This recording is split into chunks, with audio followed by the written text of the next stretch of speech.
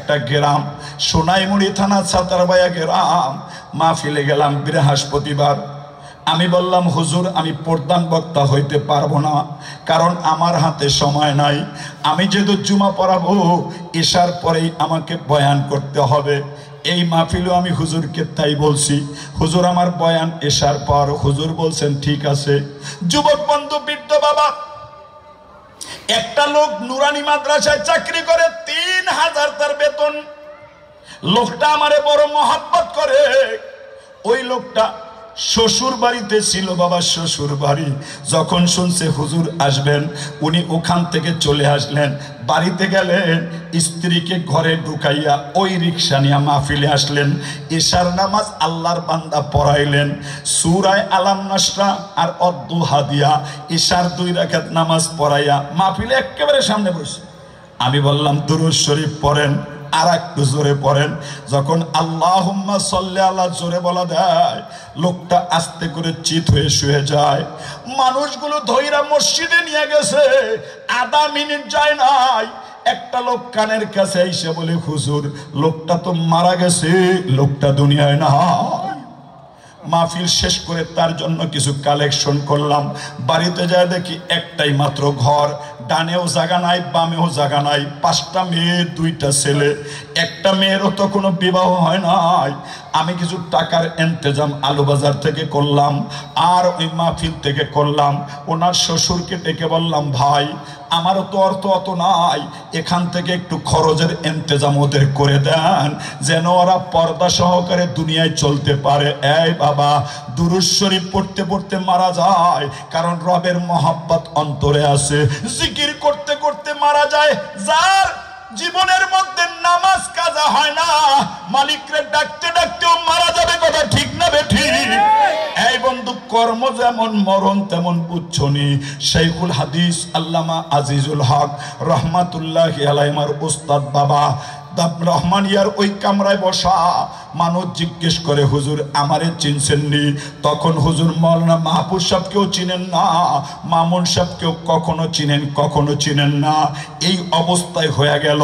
কিন্তু যখন আল্লাহ আল্লাহ জিকির শুরু করে দিত, মনে হয় মালিকের সাথে কথা কয়, ওই আওয়াজ একটা সেকেন্ডের জন্য ভুলে না। আল্লাহু আকবার।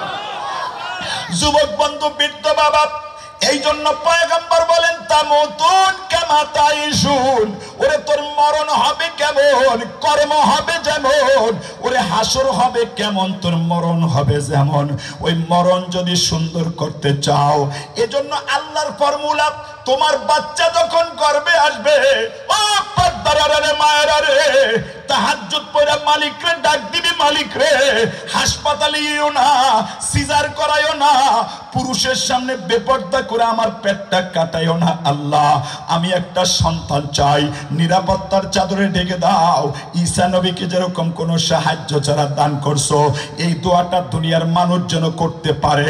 এজন্য আল্লাহ কোরআনের জায়গা দিয়া উম্মতকে শিখায়, পুরুষ তুই দোয়া কর, মালিক রে একটা সন্তান দেন, লুলা দিয়েন না, ল্যাংড়া দিয়েন না, বোবা দিয়েন না, অন্ধ দিয়েন না, পাগল দিয়েন না, বিকলাঙ্গ দিয়েন না, এমন একটা সন্তান দিবেন আল্লাহ, যে সন্তানটা আমার নাজাতের ওসিলা হয়ে যায়। কারণ সন্তান যদি নেককার হয়, বাবা মার কবর নাজাতের ওসিলা হয়। কথা ঠিক না বেঠিক?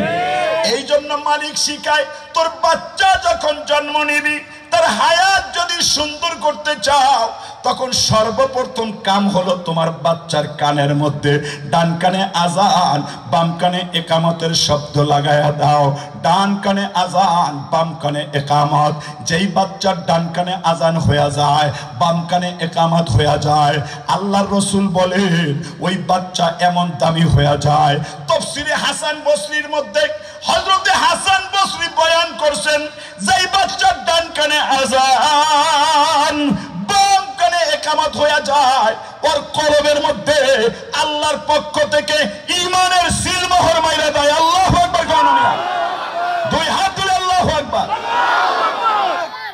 হ্যাঁ বাবা, যখন বাচ্চার ডান কানে আজান হয়, বাম কানে একামত হয়ে যায়, হযরতে হাসান বসরী বলেন ওর কলবের মধ্যে আল্লাহ ঈমানের মোহর লাগায়া দেয়। এই জন্য মুফতি আমিন ইসাব রহমাতুল্লাহি আলাইহি যখন তসলিমা নাসরিন আজানের আওয়াজ দিয়া মন্তব্য করছে বাবা, সাথে সাথে হযরতে মুফতি আমিনী রহমাতুল্লাহ আলাইহি বললেন, আমার মনে হয় তসলিমার বাবা মা তার কানের মধ্যে আজানের আওয়াজ দেয় নাই। যদি আজানের আওয়াজ দিত, আজান সম্পর্কে এমন মন্তব্য হইতো না।